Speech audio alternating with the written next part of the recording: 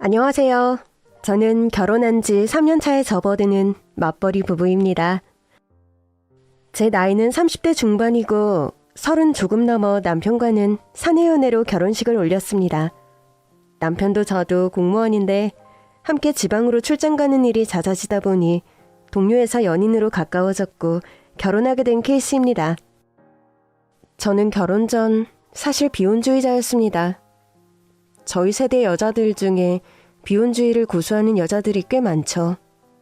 81년생 김지영이라는 책이 베스트셀러의 반열에 오르며 여성의 인권이나 가부장적인 한국의 시댁문화나 딸들을 차별하는 악습에 관한 비판적인 인식이 이제는 대중적인 가치관으로 자리 잡은 지 오래인 듯합니다. 물론 그렇다고 해서 대부분의 사람들이 여권의 신장이나 인식에 진보적이고 고급진 가치관을 가지고 있다는 뜻은 아닙니다. 딱히 그런 것들을 비판하는 말을 하고 싶은 것도 아니고요.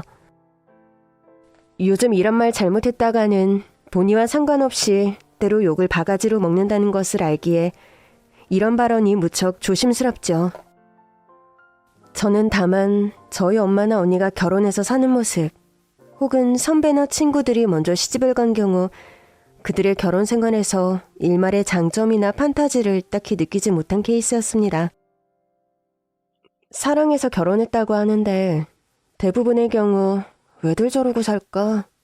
저렇게 살 거면 대체 왜 결혼했을까? 회의감을 주는 결혼의 모습들이 태반이었죠.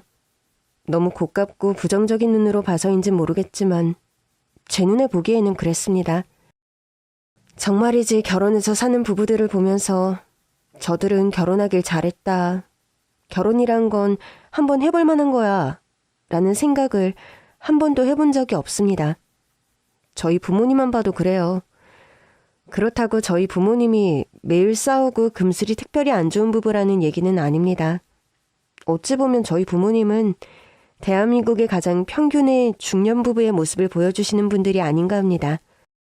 적당히 싸우고 적당히 화해하고 적당한 의리로 자식들 봐서 최소한의 신뢰를 지키고 살면서 각방을 쓰는 중년 부부. 그런데도 머리가 굵어가며 엄마를 통해 들어야 했던 아빠에 대한 험담이나 푸념, 시댁에서 시달리는 스트레스의 이야기들은 결혼에 대한 부정적인 관념을 굳히는데 아주 결정적인 역할을 했죠. 저희 엄마는 좀 불운한 케이스이기도 한데 친정엄마와 시어머니, 그러니까 외할머니와 친할머니가 동시에 투병을 하셨는데 병간호하는 것을 택일해야 하는 상황에 직면했었습니다. 제가 고등학교 다닐 때였는데 저는 지금도 그때의 기억이 생생합니다. 엄마는 며칠을 울면서 고민하시고 아빠와 대판 싸우시더니 외할머니는 요양원에 보내드리고 친할머니는 직접 집에 모셔 간호해드리는 방안을 택하셨죠. 그때 이 결정은 지금도 우리 집안에서 틈만 나면 회자되는 가슴 아픈 집안의 역사로 엄마는 아빠에게 서운한 일이 생기면 무조건 이때 일을 끄집어내는 바람에 아빠가 미안해하면서도 굉장히 지긋지긋해하는 우리 집안의 치부와도 같은 전사 중 하나죠. 고등학생이었던 저는 그때 참 결혼에 대한 많은 생각을 할 수밖에 없더군요.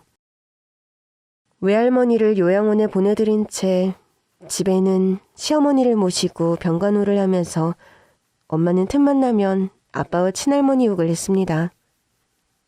멀쩡하고 모자른 거 없는 내가 시집 한 번 잘못 와서 세상 불효녀가 되었다고 말입니다.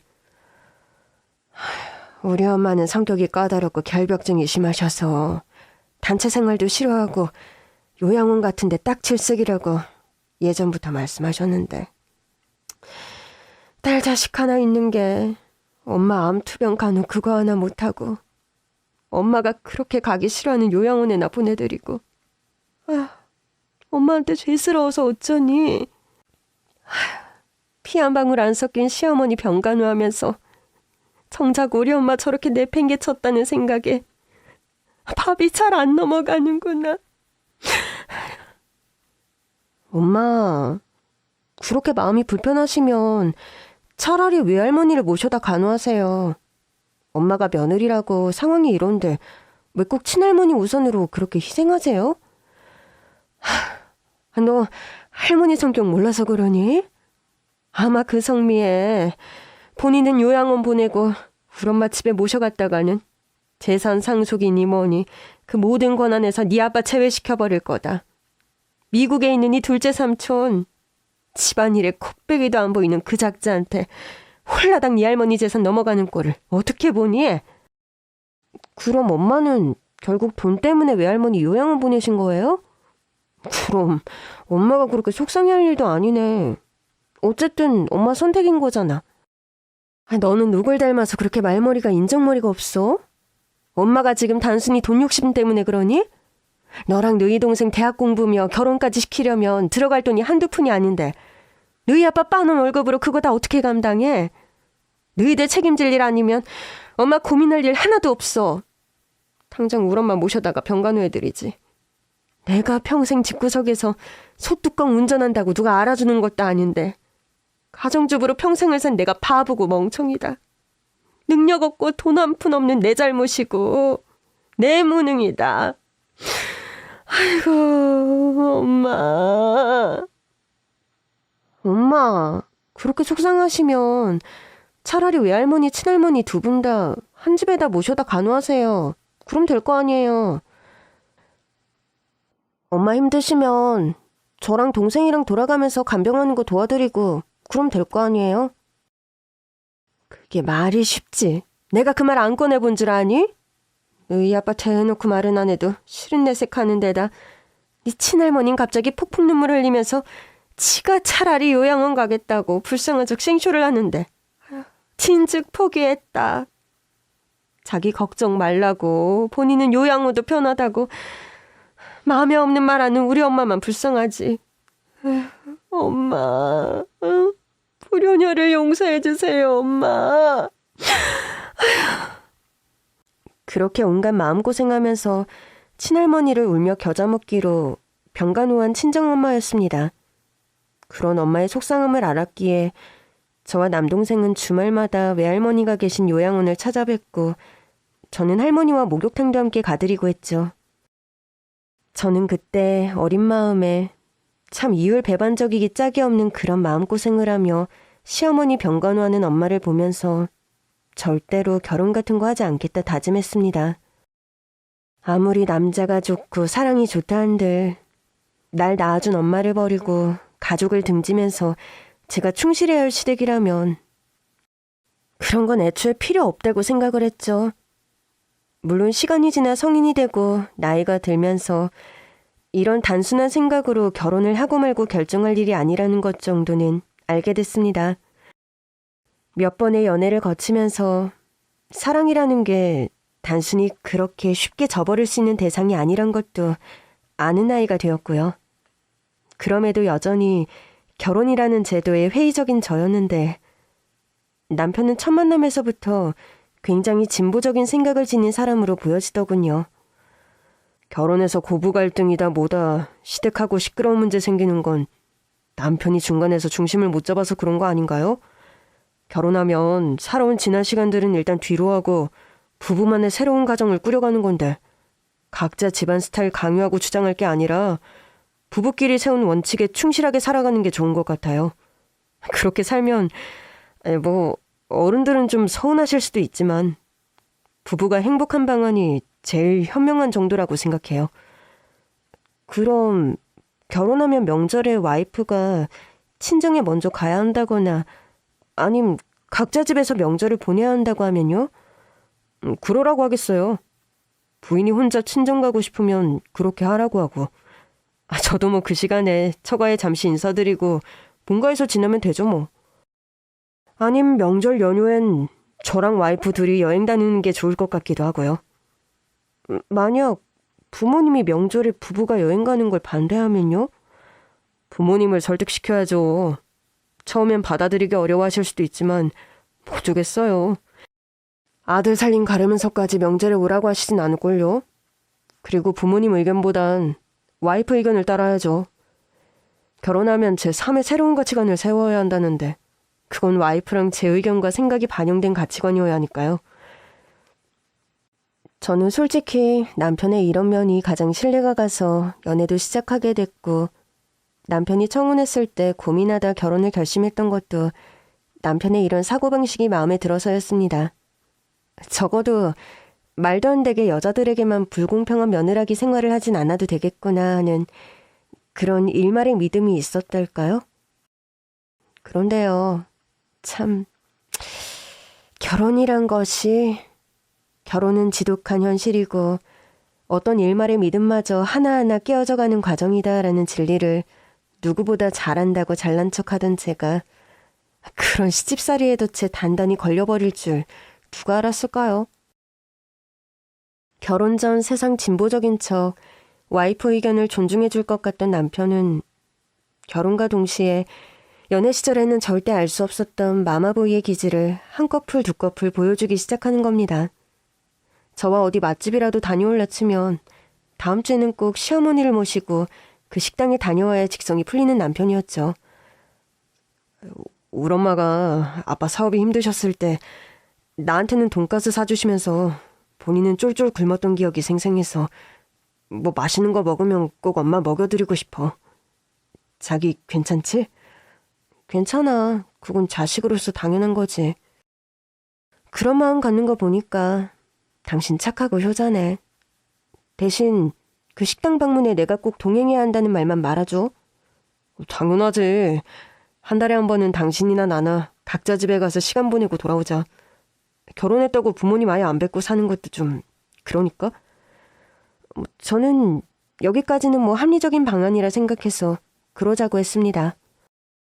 그런데요, 문제는 명절이 다가오면서 시작되었어요. 시어머니께서 말하길 너희 집은 제사를 지내지 않고 우리 집은 대대로 제사에 엄격한 집안이니 추석이든 설이든 명절에는 무조건 시댁에 먼저 와야 한다고 엄포를 놓으시는 겁니다. 결혼 첫 해에는 이런 것으로 바로 원성을 높이거나 갈등을 빚고 싶지 않아서 일단 시어머니의 의견을 따라드렸습니다. 추석에도 설에도 시댁에 먼저 갔는데 문제는 먼저 갔으면 친정에도 보내줄 생각을 해야 하는 거잖아요.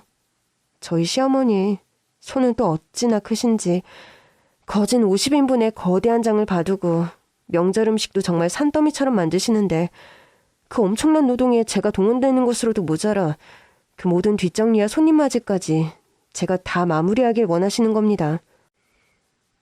그런 식으로 시댁에서 시간을 보내다 보니 친정에 갈 시간은 언제나 거의 없거나 친정에 들리게 되더라도 반나절 겨우 잠깐 얼굴을 비추는 식이 되어버리더군요. 결혼 2회째까지는 정말 불만스러웠지만 참았다가 결혼 3년째 되는 추석이 다가왔고 유달리 연휴 기간도 길었기에 저는 시어머니께 말씀드렸습니다. 어머니, 이번 추석에는 친정에 먼저 방문하고 싶어요.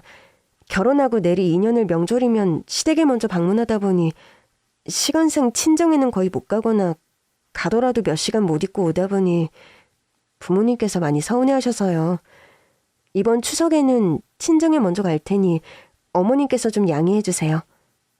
어머, 얘 말하는 것 좀 봐.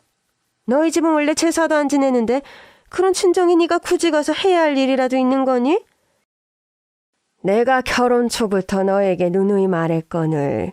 우리 집은 예로부터 제사를 중히 여기고 조상을 섬기는 예를 갖추는데 정성을 아끼지 않는 집안이다. 조상덕이라는 것이 무시 못하는 거고 그 덕으로 이만큼이라도 우리 집안이 산다는 믿음이 있다. 그런데 유일한 며느리인 네가 홀라당 친정에 가버리면 그 많은 채소 음식을 지금 나더러 혼자 준비하라는 말이냐? 그런 말이 아니라 그럼 좀 어머니께서도 음식을 천천히 준비하세요. 친정에 들렀다가 제가 가서 뒷정리는 도와드릴게요. 그리고 제가 결혼하기 전에도 분명 제사를 지내셨을 텐데 제가 없다고 제사 준비 못 하시는 거는 아니잖아요. 어머, 이 말하는 말본새 좀 봐. 네가 없다고 제사 준비를 못해? 아니 지금 그게 며느리가 돼서 시애미한테 할 소리냐? 어머니 죄송합니다.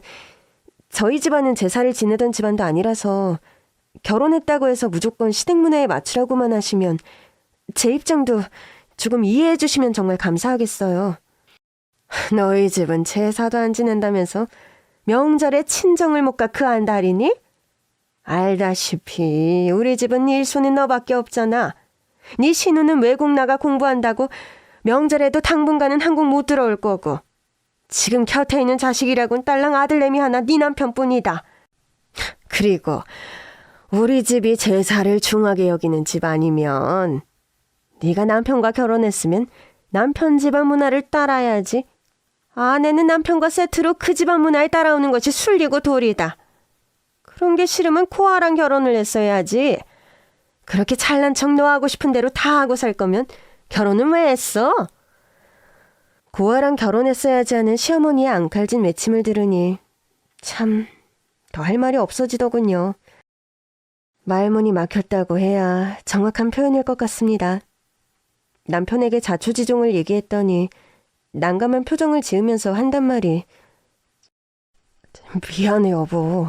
그런데 어쩌겠어. 다른 부분은 몰라도 제사에 관해 우리 부모님이 특히 민감하셔.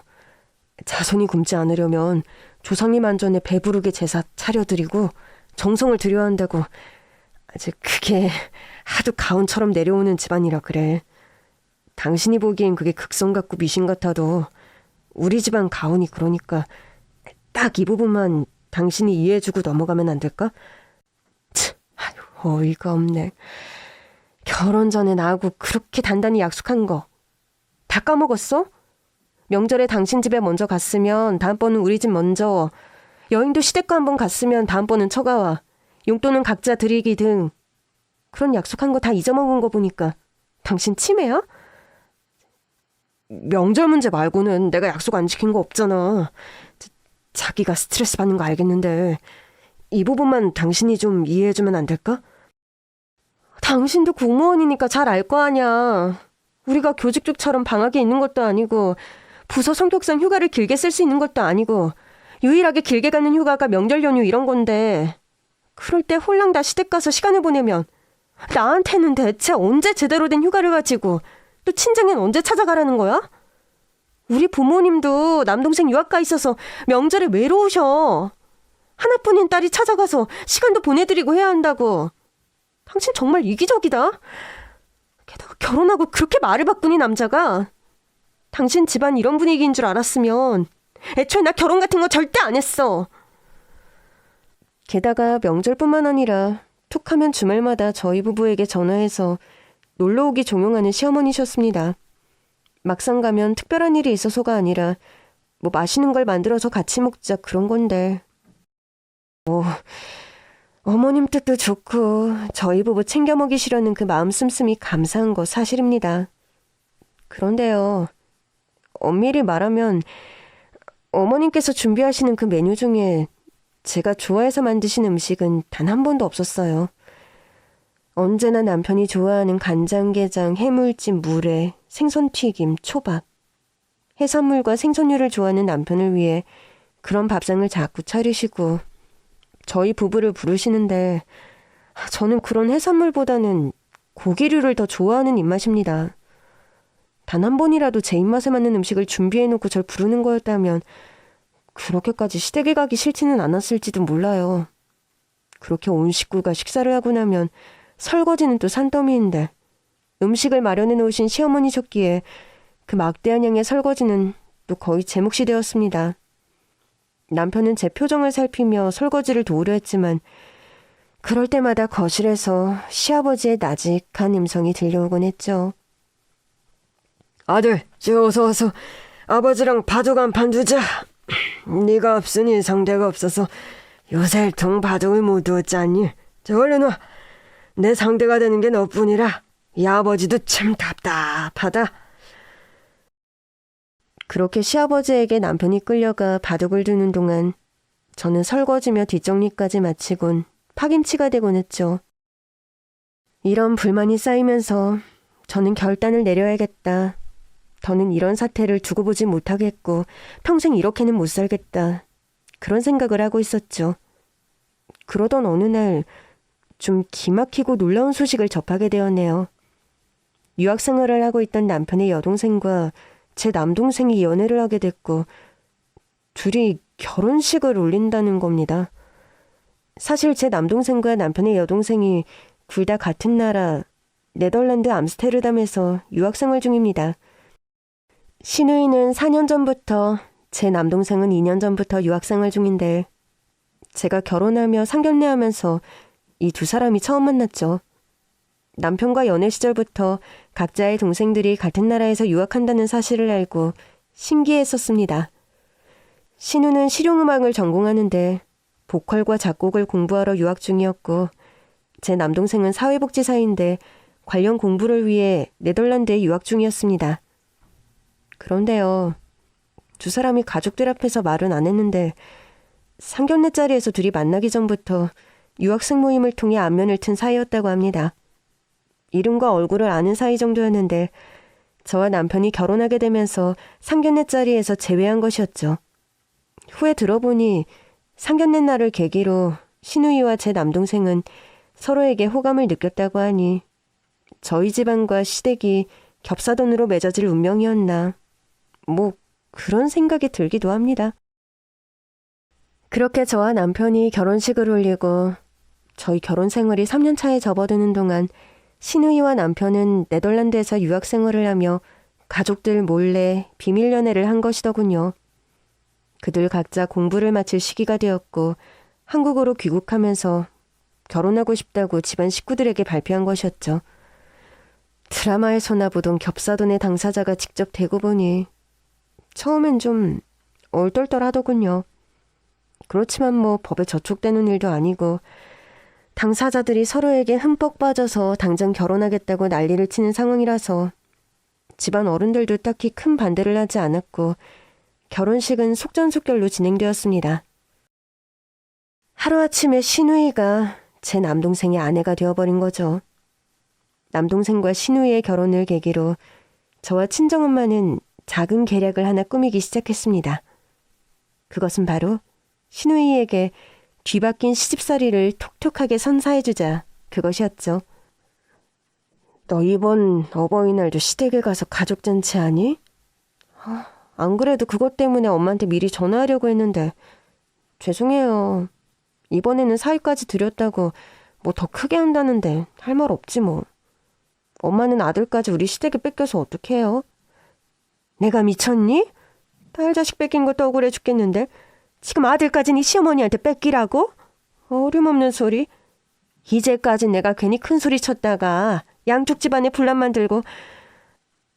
안 그래도 너도 겨우 참으면서 시집살이 견디고 있는데 괜히 내가 한 소리 했다 너 살림 가릴까봐 겨우 참았다만. 아니 신우이가 내 며느리 된 이상 가만히 있을 이유가 어딨어? 너희 시어머니 같은 사람 버리장머리 고쳐주기에 이보다 더한 기회가 어디 있겠냐?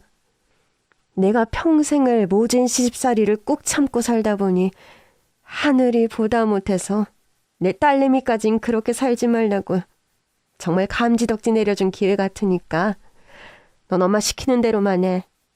두고 보자. 잘난 척하는 네 시어머니 대체 언제까지 널 며느리 운운하며 명절이니 어버이날이니 독차지할 수 있는가. 엄마가 생각하는 계획들을 차근히 들어보니 참 벌써부터 고수에서 웃음이 터져나오더군요. 저는 엄마만 믿는다며 정말 하늘 아래 내 편은 남편도 아니고 시댁은 더더욱 아니고 친정엄마밖에 없다는 결론을 내리면서 집으로 돌아왔습니다. 대망의 어버이날이 돌아왔고 시댁에 가보니 신우이와 남동생의 모습은 보이지 않더군요. 어머님, 아가씨랑 제 남동생, 아니 아가씨 남편분도 오늘 오신다더니 어떻게 된 일이세요? 아니니 어머님. 아니죠. 우리 채영이 시어머니 말이다. 그분이 결혼해서 첫 어버이날이라고 시댁 먼저 와서 시댁에서 시간을 보내자고 했다는데 뭐 할 말이 있어야지. 서운했지만 알았다고 하고 그리하라고 했다. 서운하시겠어요. 사위 보고 첫 어버이날인데 딸과 사위를 홀라당 딸의 시댁에게 빼앗겨버리셔서. 그래도 뭐 어쩌겠어요. 여자는 결혼하면 남편 집 가문을 따라야 하는 거니까. 그렇죠? 아가씨가 고아랑 결혼한 것도 아니니 어머님께서도 서운해도 좀 이해하셔요. 아가씨 빈자리는 저랑 제 남편이 채워드릴 테니. 그렇게 시어머니께 말하고 식사 준비를 하는데 어찌나 속이 시원하고 통쾌하던지요. 시어머니께서 저에게 욕주듯 한 말을 그대로 되살려 돌려드리니 정말 10년 묵은 체증이 훅 내려가는 듯 기분이 상쾌하더군요. 저는 다른 날 같았다면 우거지상을 하고 꿀꿀한 마음으로 시댁에서 식사를 했겠지만 그날만큼은 아주 기분 좋게 저녁 식사를 마치고 집으로 돌아왔죠. 우리 엄마는 어버이날 다음이 주말이었음에도 불어 시누이를 친정에 보내지 않았더군요. 결혼해서 처음 맞는 어버이날이니 집안 어른들에게 차례로 인사드리라면서 이모님들 내외와 고모님들 내외까지 초대하셔서 걸판지게 잔치를 벌인 모양이더라고요. 아니나 다를까 다음날 시어머니께서 제게 전화가 왔습니다. 아니지, 너희 집안은 보니까 집안 행사나 가족 식사 잘 안 하는 분위기던데 왜 채영이가 시집가고 나서 그렇게 시끌벅적 분위기가 바뀐 거니? 어버이날 그렇게 종일 시댁에 있었는데 바로 연이어 주말까지 며느리를 그렇게 부려먹으면 몸도 약한 애한테 어떻게 다음날 출근하라고. 아가씨는 저처럼 매일 정해진 시간에 출근하는 것도 아니고 프리랜서라 솔직히 출근 개념도 없잖아요, 어머님. 그리고 저희 엄마가 며느리 새로 맞았다고 자랑하고 싶으셔서 그런 걸 어쩌겠어요? 그리고 여자는 시집가면 남편과 세트로 그 집안 문화를 따라야 하는 건데 뭐 서운해도 어머님께서 이해하세요. 참, 그리고 저희 엄마 말씀이 제가 시집와서 명절에 재 지내는 것 보시곤 그거 참 보기 좋다면서 직계 할아버지 할머니 돼서 부활해서 지내신다니까 명절 때까지 아가씨께 제수 음식 만드는 법 좀 잘 가르쳐주세요. 어머님 제수 음식 만드는 솜씨는 대한민국 1등이잖아요. 좋은 가풍을 널리 알리고 퍼뜨려야 하니까 저희 친정도 제사 좀 제대로 지내게 아가씨께 비법 전수 좀 부탁드려요. 아니 뭐라고? 너희 집 분명 제사 같은 거 지내지 않는 집안이라더니 왜 갑자기 없던 제사를 부활하고 난리야? 난리가 아니라 뭐 저희 집이 따지고 보면 딱히 제사를 못 지낼 이유도 없거든요. 집안에 독실한 크리스찬이 있는 것도 아니고 제사는 그저 번거롭고 여자들 살림에 치여 사는데 명절에라도 좀 쉬게 해주고 각자 자기 시간 가지자는 생각에서 제사를 없앴던 건데 며느리도 들어온 마당에 저희 엄마가 다시 제사를 부활시키려나 봐요. 무엇보다 제가 시집와서 명절마다 재 지내는 거 보시군. 저희 엄마도 며느리 들어오면 당연히 그렇게 해야 한다고 생각하시나 보죠.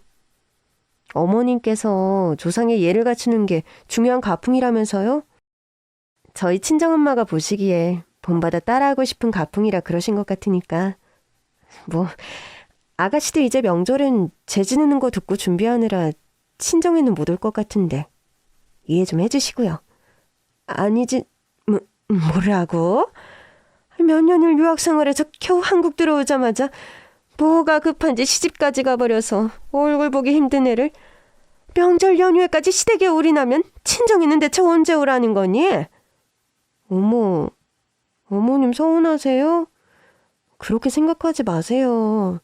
저희 남동생이 고아도 아니고 양친 부모 멀쩡히 살아계셔서 그 집안 가풍을 따라야 하는데 뭐 어쩌겠어요? 여자는 남편 집안 문화의 세트로 따라야죠. 결혼했는데. 아가씨 서운한 빈자리는 제가 채워드릴 테니 너무 속상해 마시고요. 전화 끊겠습니다. 그렇게 전화를 끊고 옆에서 통화 내용을 듣고 계시던 친정엄마와 한참을 배를 잡고 깔깔 웃었습니다. 분기탱천 노발대발하며 억울해하시는 시어머님 얼굴이 눈에 생생하게 그려지면서 어찌나 웃음이 멈추질 않던지요. 친정엄마께서는 추석과 설에 반드시 거하게 제를 지내고 또 시누이를 절대 친정 구경도 못하게 만들겠다 각오를 다지시더군요. 결혼하고 명절이며 어버이날 보고 싶은 딸 자식 얼굴 코빼기도 못 보게 만들더니만 게다가 일하랴 살림하랴 쉴 새도 없는 날 무슨 메이데이 마냥 툭하면 집안 행사다 뭐다 불러다 소처럼 부려먹더니 네 시어머니 못된 신부 아주 내가 이번에 그냥 확실하게 뜯어 고쳐 놓을 테니 두고 보렴. 집안 제사, 가풍? 누군 뭐 그런 거 내세울 줄 몰라서 그런 줄 아나? 이놈의 여편 내가 진짜. 그렇게 이를 갈며 각오를 다지는 친정엄마셨죠. 남동생과 신우는 그렇게 결혼하고 첫 해의 추석과 설을 모두 저희 친정집, 그러니까 신우이의 시댁에서 보내게 되었죠. 엄마는 오랜만에 부활한 제사 명절이라면서 사돈의 팔촌, 아주 먼 친척분들까지 미리 초대를 해서 아주 거하게 명절을 지내시더군요. 그러면서 가풍이 제사 지내는 집에서 시집온 며느리이니 음식 솜씨에 거는 기대가 크다면서 전 부치고 산적 만들고 각종 제수 준비에 신우이를 엄청 부려먹었습니다. 솔직히 아무리 결혼 전에 가풍이 제를 많이 지내고 엄마가 음식 솜씨가 좋더라도 제대로 요리를 해보고 결혼하는 여자들 많지 않죠. 저희 신우도 마찬가지였고요. 보컬이다 작곡이다 피아노나 치던 손으로 그 엄청난 양의 제수 음식을 명절 연휴 내내 시댁에 붙들려 만들려니 보통 일이 아니었을 겁니다. 저는 그나마 체력이라도 좀 되는 편인데 저희 신우는 타고나길 약골로 그렇지도 못해요. 추석 명절을 꼬박 저희 친정에서 보내곤 신우이는 명절 연휴 다음날 완전히 거의 탈진하다시피 되어서 쓰러져 버렸답니다. 그렇게 아침에 일어나 욕실로 가다가 거실에 픽 쓰러지는 바람에 병원에 실려갔다나요. 추석 명절을 시댁에서 혹사당한 뒤 병원에 실려간 딸아이의 소식을 듣고 시어머니는 버선발로 응급실로 달려갔다 합니다. 그러면서 제 남동생에게 마구 욕을 하더랍니다. 아니 어떻게 된 집안이 시집 오자마자 며느리를 혹사시켜서 기절시키게 만드냐고요. 저희 남동생은 원체 말수가 적고 과묵한 편이라 뭐 별말 없이 고개를 수그리고 죄송합니다 한마디 했다고 하는군요. 참다 못한 시어머니는 저희 친정엄마를 찾아오셨다고 합니다. 아니지 사부인, 저희 아이가 안 그래도 체력이 약한데 그렇게 없던 제사까지 부활시켜서 명절 내내 아이를 부려먹으면 대체 어쩌시자는 겁니까? 요즘 아이들은 저희 세대 여자들과는 달라요. 결혼 전에 딱히 살림을 해본 아이도 아닌데 친정엔 보내지도 않으시면서 시댁에 붙잡아두고 명절 노동을 시키시면 어쩌자는 겁니까? 어머, 사부인, 듣다 보니 말씀이 제가 되려 서운하네요. 우리가 겹사돈 아닙니까? 제 딸아이가 그쪽 며느리가 돼서 3년 넘는 기간 동안 명절마다 친정 한번 제대로 못 오고 그 집에 명절 재지낸다고 허리가 휘게 봉사했는데 아니 그건 괜찮고 그 댁 따님 꼴랑 딱 한 번 추석 명절에 대동했다고 그런 죽는 소리 하시는 건가요? 저희 딸도요. 결혼 전에는 손에 물 한 방울 안 묻히고 공부만 하던 아이입니다. 저는 딸아이가 저 같은 머슴 같은 시집살이 하면서 살지 않았으면 해서 클 때도 설거지나 요리 대신 그 시간에 공부하라고 하면서 키웠어요. 어머, 그건 저희 딸아이도 마찬가지예요. 그러니까 억울하실 거 없다고요. 저희 딸이 솔직히 시댁에서 일을 해도 더 많이 했죠. 기간으로나 찾아오는 사람들 수로나. 안 그렇습니까? 저희 딸은 건강하고 강인해서 견딘 거고 그 댁 따님은 몸이 약해서 쓰러진 거니 뭐 그건 좀 안쓰럽네요. 그런데 뭐 결혼했는데 어째요? 사돈 말 맞다나 고아랑 결혼한 것도 아니고 명절 연휴에는 재 지내는 일 하면서 시댁에 있어야지 어쩌겠습니까? 사돈 어른께서 직접 저희 딸아이에게 한 말씀이신데 잊으셨어요? 서운해도 참으세요. 저도 제 며느리는 저희 집안 가풍에 맞게 명절이고 어버이날이고 시댁에 데리고 있을 테니까요. 친정엄마께서 이렇게 세게 나오시자 시어머니께서는 일단 아무 말도 못하고 집으로 돌아가셨다고 하네요. 그런데 한 보름쯤 뒤에 저희 증조할아버지 제사를 끝내 집에서 거행한 친정엄마셨죠. 신우이는 당연히 며느리 자격으로 시댁에 소환되어서 제사 준비한다고 종일 제수 음식을 만들었고요. 아니나 다를까 종종거리며 종일 재수 음식을 만들고 뒷정리까지 하느라 파김치가 된 시누이는 다음날 또 알아놓으면서 시어머니에게 전화가 왔다고 합니다. 엄마, 결혼이 이런 건 줄 알았다면 애초에 하지 말고 그냥 경수 씨랑 재미나게 연애나 하면서 할 걸 그랬어. 이게 뭐야. 제사다 명절이다 툭하면 불려가서 부엌대기 노릇이나 하고 시댁에 한번 불려갔다 오면 손가락이 아파서 한칠은 피아노도 못 치겠고 아무것도 못 하겠어. 이렇게 제사 준비가 힘든 건데 엄마는 왜 새언니를 며느리랍시고 불러들여 부려먹어서 나까지 아무 소리 못하고 이렇게 강제노동에 동원되게 만드는 거야? 나 진짜 경수 씨랑 오래 못 살고 이혼하면 다 엄마 때문이니까 그렇게 알아. 그렇게 시어머니를 타박하며 엉엉 우는 시누이였다고 합니다. 시어머니는 그런 딸이 불쌍해서 전복죽이다 삼계탕이다 잔뜩 끓여가서 시댁에서 제사 지내느라 병든 딸 병수발을 며칠이나 했다고 하니 참 코미디가 따로 없었어요.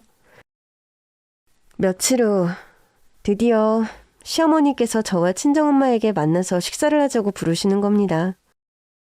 어디서 만나느냐 여쭤보니 번거롭게 식당 예약할 것 없이 집으로 오라고 하더군요.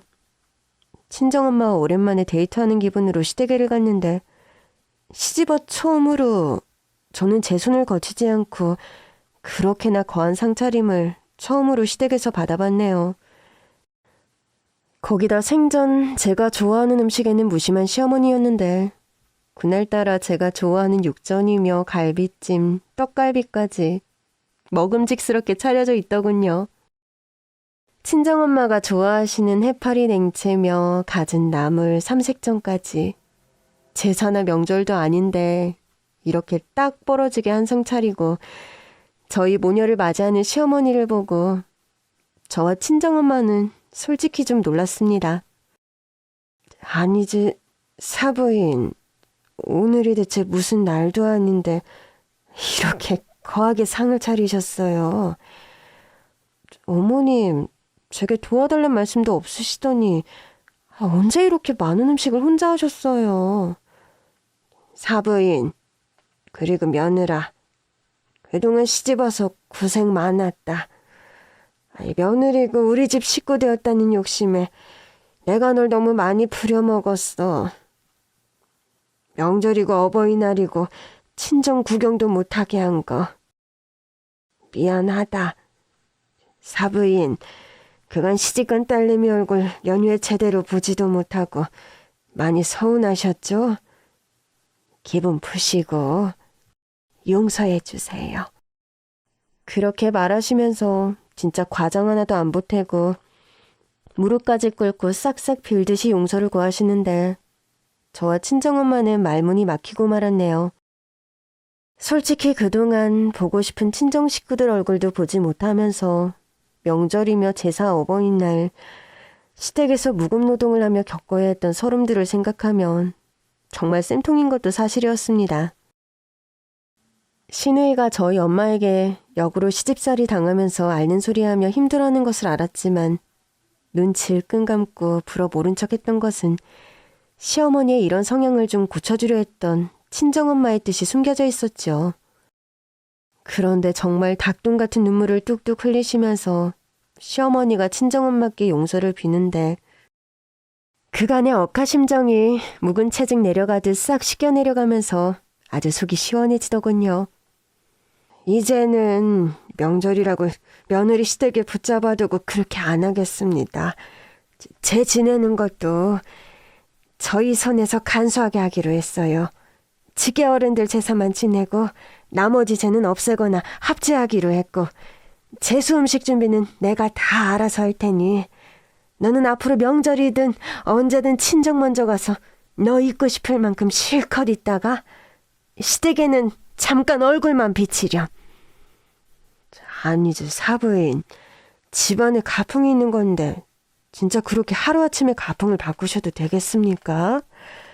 괜히 그 댁 따님이 고생한다고 있던 가풍을 바꾸시는 거 아니에요? 아니, 이제 개똥밭을 굴러도 이승이 낫다는 말이 괜히 있겠어요. 산 사람이 우선이고 산 사람이 행복해야죠.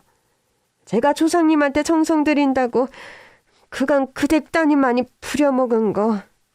네, 죄송합니다. 사돈께서 그간 쌓인 게 많아 계속 그런 소리 하시는 거 저 알아요. 이젠 정말이지 며느리 제사니 명절 구실로 불러들여 고생시키는 일 안 할 테니 아유 제발 그 댁도 그 없던 제사 부활시킨 거 그거 좀 제발 좀 없애주세요. 네? 아유 사부인 진짜로 제가 고개 숙여서 부탁드립니다. 알겠어요 사부인. 내 자식 소중하면 남의 자식도 소중한 건데 집안이니 가훈이니 그런 것도 중요하지만 내 새끼들이 행복하게 잘 사는 거 그것만큼 중요한 것이 어디 있겠습니까?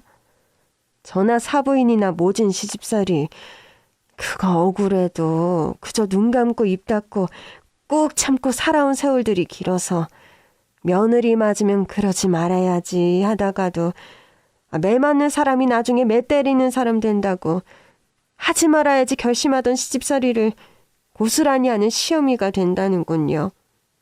사부인과 저는 둘 다 딸 자식 귀한 사람들이니 앞으로는 남의 집 딸 며느리 귀하게 대하면서 고생시키지 말자고요. 사부인께서 이렇게 나오시니 저도 제사 다시 없애겠습니다. 이번 돌아오는 명절은 우리 화끈하게 그냥 아이들 해외여행이나 다녀오라고 통 크게 한 봐주자고요. 어떠세요? 아이고 좋다마다요. 우리 며느리가 성격이 화통하고 할 말은 하는 애여서 대체 누굴 닮은 성질인가 했는데 가만 보니 이게 사부인 성격을 그저 꼭 빼닮았네요.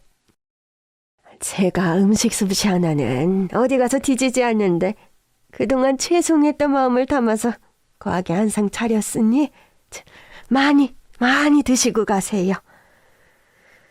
그날 저와 엄마는 정말 기분 좋게 배 터지게 식사를 잘하고 집으로 돌아왔습니다. 식사를 마치고 설거지를 하려는 저에게 관두라고 말하는 시어머니셨죠. 아유, 기분 좋게 식사했는데 뒷정리하면 먹은 거 제대로 살러 안 간다. 내가 그 기분을 누구보다 잘 알지.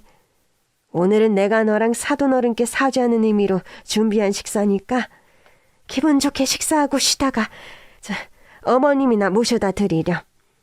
그리고 앞으로 설거지는 네 남편이랑 시아버지를 시키자. 아휴, 평생 일만 하면서 사는 거. 나도 이젠 지치고 이제 남자들도 좀 도우면서 살라고 하자.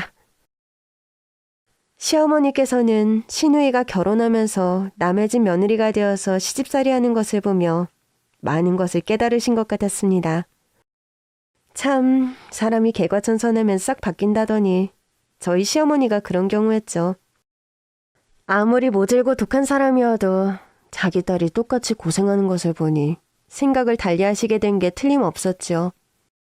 시어머니께서는 그 후로 약속대로 명절마다 제가 친정에 먼저 가는 것을 흔쾌히 허락해 주셨습니다. 집안 제사도 많이 줄여서 합제를 하거나 하는 경우가 많아졌고 먼 친척분들에겐 제사나 명절에 오지 말아달라 간곡히 부탁드려서 음식을 만드는 양도 많이 줄어들었죠. 이제는 명절에 친정 먼저 들리고 시댁에 가도 반절 이상 제수 음식이 준비되어 있습니다. 시누이, 제 남동생의 와이프가 친정엄마를 도와 제수 음식을 만들어두는 데다 요리 솜씨가 괜찮은 제 남동생도 처가에 잘 보이고 싶은 마음에서인지 제수 음식 준비하는 것을 많이 돕는 모양이더라고요. 제가 시댁에 가면 바톤 터치하듯 신우와 남동생은 저희 친정으로 이동합니다. 2년에 한 번꼴로는 명절 연휴에 부부가 해외여행을 가도 좋다고 양가 어른들 허락이 떨어져서 저희 부부와 남동생 부부는 번갈아 가며 해를 받고 명절 연휴에 해외여행을 떠나기로 약속도 했죠. 겹사돈이 되고 보니 이런 점이 참 좋더군요. 형제간 사이에 약속을 미리 해서 번갈아 자기들만의 시간을 보내면 또 부모님 입장에서도 아예 자식들이 찾아오지 않는 것은 아니니까 허전한 명절을 보내지 않아도 되고 올해는 딸들 부부, 내년엔 아들 부부, 이렇게 번갈아가며 명절을 지내는 것도 나쁘지 않다 말씀하시더군요. 어머님들 입장에서도 너무 많은 식구들이 한꺼번에 집에 들이닥치면 식사 준비다 뭐다 일이 너무 많아져서 반가우면서도 뒤치다거리가 부담스러운데 번갈아 방문하니 그런 부분이 간소해져서 좋다고 말씀하시더라고요. 저희 집안 같은 경우는 겹사돈이라는 인연을 맺게 된 것이 참 행운이었다는 생각이 듭니다. 평생 며느라기 취급하며 시집살이 시킬 것 같은 저희 시어머니도 본인 딸이 시집살이 하는 것을 보시면서 완전히 생각이 바뀌셨고 이로 인해 양가 집안의 평화로운 화목을 도모하게 되었으니까요. 역지사지, 이 간단하고 익숙한 고사성어가 말은 참 쉬워 보이는데 쉬운 일이 아닌 것 같습니다. 내가 직접 상대방의 입장이 되어보지 않고서는 잘 헤아리기 힘든 것이 상대의 입장인 것 같아요. 시어머니 역시 신우이가 우리 집 며느리가 되지 않았다면 이렇게 갑자기 변화하시는 게 가능했을까 하는 생각이 듭니다. 저 역시 결혼 전에는 그저 답답해 보이고 어떨 땐 현명해 보이지 못하는 엄마의 결혼 생활. 그런 시집살이를 겪으면서도 화병만 날 뿐 끌려다니는 듯 보이는 엄마가 답답했는데 제가 막상 며느리의 입장이 되고 보니 머리론 이게 아니다 싶으면서도 내가 어떻게 처신할 수 없는 그런 상황도 많다는 것을 알게 되었죠. 입으로만 상대의 상황에 관해 똑똑한 소리 하는 것만큼 오만한 일도 없다는 것을 알게 되었습니다. 시어머니가 마련해준 거한 상차림으로 식사를 하고 나오면서 저는 엄마를 집으로 모셔다 드리는 길 아주 세게 꼭 안아드렸답니다. 아니, 해결하곤 일도 없는 애가. 오늘따라 왜 이래? 엄마, 고마워요. 엄마 사는 거 답답해 보인다고 절대 엄마처럼 살지 않을 거라고 소리 지르고 성질낸 거 미안해. 나도 별 수 없고 자식들 생각해서 가족의 울타리 지키려고 엄마가 그렇게 꾹꾹 참은 건데 그걸 어리석다고 타박하다니 너무 철이 없었어. 엄마, 미안해요. 그리고 너무 고맙고 사랑해. 엄마 아니었음 나 저 답답한 시집살이에서 평생 벗어나지 못하고 화병 걸렸을 거야. 천운으로 겹사돈 맺게 된 걸 감사하게 생각해야지 뭐. 하늘에 계신 네 외할머니가 아마 너하고 나하고 좀 남은 인생은 행복하게 잘 살라고 나름 힘써주신 덕분 같기도 하고 말이다. 실은 너랑 박서방이 상견례하기 전날 네 외할머니가 꿈에 나타났는데 족두리 2개를 엄마한테 건네주지 뭐니. 결혼하는 건 너 한 명인데 왜 족두리가 2개일까. 겹사돈 맺게 될 줄은 모르고 난 또 혹시 네가 결혼 2번 하는 꿈은 아닐까. 박서방하고 결혼하지만 파혼하고 네가 또 시집 가는 걸 암시하는 줄 알고 한동안 노심초사했다는 거 아니냐. 그런 꿈 꿨다는 건 또 왜 이제야 말해? 너 안 그래도 어렵게 결심해서 결혼하는 앤데 괜히 그런 흉흉한 소리에서 찜찜하게 만들고 싶지 않았지. 게다가 결혼해서도 네 시어머니 때문에 네가 시집살이 꽤 했잖아. 그거 보면서 걱정되니까 혹시나 하고 더 말 못했고. 암튼 엄마의 꿈이 용한 것 같다면서 저희 모녀 깔깔거리며 집으로 돌아왔더랬습니다. 그 후로 저희 부부나 남동생 부부는 아무 문제 없이 화목한 가정을 유지하며 아주 잘 살고 있어요. 겹사돈이라는 인연이 저희 집안 식구들에게 역지사지의 자세를 가지게 해준 덕분이라는 생각입니다. 무엇보다 저희 친정엄마의 지혜와 결단이 한몫한 게 사실이고요. 긴 얘기 들어주셔서 정말 감사합니다.